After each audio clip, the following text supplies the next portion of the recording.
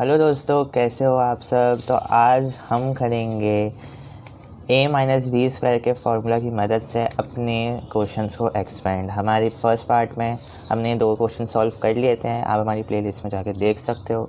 अब हम करेंगे अपना पार्ट 2 में 2 और क्वेश्चन जो कि एग्ज़ाम के लिए बहुत ज़्यादा इंपॉर्टेंट होते हैं। तो इसमें हमारा पहला जो क्वेश्चन है वो है 3 surd 5 minus 2 surd 2 bracket square. देखो, सर्ड और स्क्वायर रूट सेम होता है तो कंफ्यूज नहीं होना कि सर्ड क्या है स्क्वायर रूट क्या है, ये सेम ही होता है। ठीक है, तो अब हम इसको भी सेम a-b स्क्वायर के फार्मूला के हिसाब से ही सॉल्व करेंगे। a-b स्क्वायर के फार्मूला को पहले हम एक्सपेंड करेंगे, जो है a square minus 2ab plus b square. अब हमें सबसे पहले देखो क्वेश्चन को आइडेंटिफाई करना होता है कि ये क्वेश्चन में कौन सा फार्मूला यूज़ हो रहा है। अब इसमें देखो, एक हमें ये टर्म नज़र आ रही है, एक हमें ये टर्म नज़र आ रही है, और इन दोनों टर्म के बीच में माइनस है और ब्रैकेट के साथ ऊपर क्या है, स्क्वायर।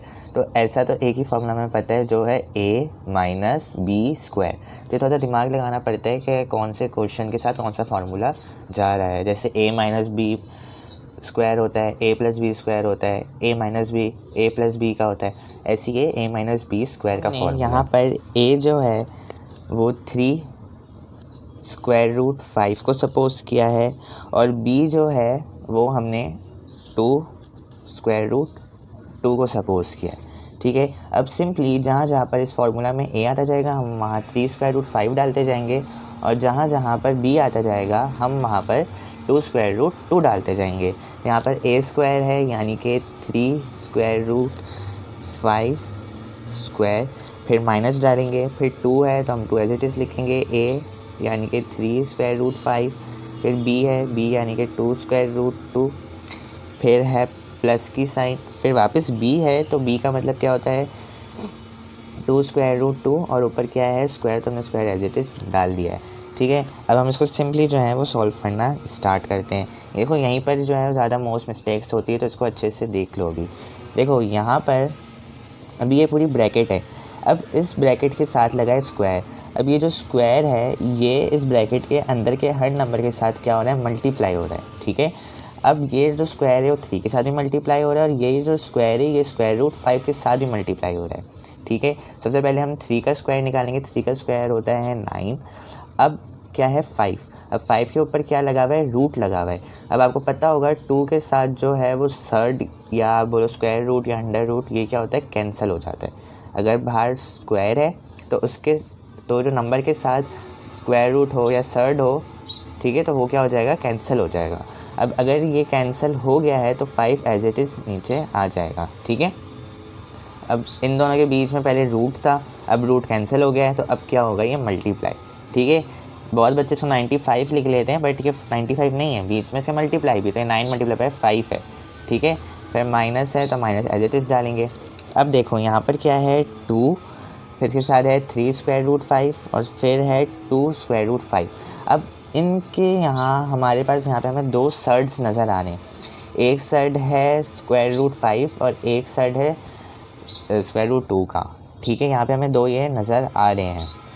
अब हम आपस में देखो क्या हो रहा है, मल्टीप्लाई हो रहा है, कुछ भी नहीं है साइन बीच में, तो यानी कि ये इससे क्या हो रहा है, मल्टीप्लाई हो रहा है। तो ये जो स्क्वायर रूट है जब इससे मल्टीप्लाई होगा क्या बन जाएगा, स्क्वायर रूट 5 जब स्क्वायर रूट 2 से मल्टीप्लाई करेगा, यानी 5 2 से क्या होता है 10, और इसके ऊपर भी स्क्वायर रूट था, इसके ऊपर भी स्क्वायर रूट था, तो ये square root as it is आ जाएगा। ठीक है, ये हमने अभी तक सिर्फ इन टर्म्स का स्क्वायर रूट को कर लिया है सॉल्व। अब क्या बचा है, स्क्वायर रूट के बाहर था नंबर 3, स्क्वायर रूट के बाहर था नंबर 2, और ये ऑलरेडी 2 था।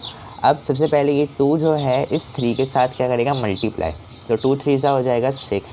अब इन दोनों का आ गया आंसर। अब 6 जो है इस रूट वाले नंबर के साथ क्या करेगा, मल्टीप्लाई, तो 2 3 सा क्या था 6, और 6 2 सा क्या हो जाएगा 12। ठीक है, तो इस तरीके से हमारा ये टर्म भी कंप्लीट हो गया, ये टर्म भी पूरा कंप्लीट हो गया। देखो अगर वीडियो नहीं आई है समझ, अभी नहीं आया है सॉल्विंग समझ, तो देखो वीडियो को वापस रिप्ले करो, दोबारा देखो, ज़रूर आ जाएगा समझ। ठीक है, मुझे पता है पहली बार में मुश्किल होती है, बट बाद में आसानी से हो सकता है सॉल्व। सही है, अब हमारी ये टर्म हो गई है, ये टर्म हो गई है, अब बस ये टर्म बची है। ठीक है, अब देखो इस टर्म के ब्रैकेट के बाहर भी क्या लगा हुआ है, स्क्वायर। अब ये स्क्वायर इस नंबर के साथ भी लगा है, 2 के साथ भी लगा है, और यही स्क्वायर जो है इस स्क्वायर रूट 2 के साथ भी लगा हुआ है। सबसे पहले हम 2 का स्क्वायर निकालेंगे। 2 का स्क्वायर होता है 4, फिर है स्क्वायर रूट 2, फिर है रूट 2 और फिर ऊपर क्या लगा है स्क्वायर। अब आपको पता होगा स्क्वायर से स्क्वायर रूट जो होता है वो कैंसिल हो जाता है, ठीक है। अब इसका ये रूट जो है वो कैंसिल हो गया, तो अब क्या बचा है सिर्फ 2, तो हमने 2 एज इट इज़ लिख लिया। बीच में देखो कुछ नहीं है, पहले रूट था, रूट अब नहीं है, तो क्या बचा है मल्टीप्लाई, तो हमने मल्टीप्लाई डाल दिया, ठीक है। अब आप बोलोगे देखो सर आपने रूट काट दिया है लेकिन स्क्वायर तो अभी तक स्टिल है, तो आपने 2 का स्क्वायर क्यों नहीं निकाला। देखो इस 2 के साथ था रूट, ठीक है, अब वो स्क्वायर ने उसका रूट काट दिया, ठीक है, तो अब जो है ये सिर्फ 2 ही रहेगा। अब सिंपली हम इसको और ज़्यादा क्या करेंगे, कैलकुलेट करेंगे।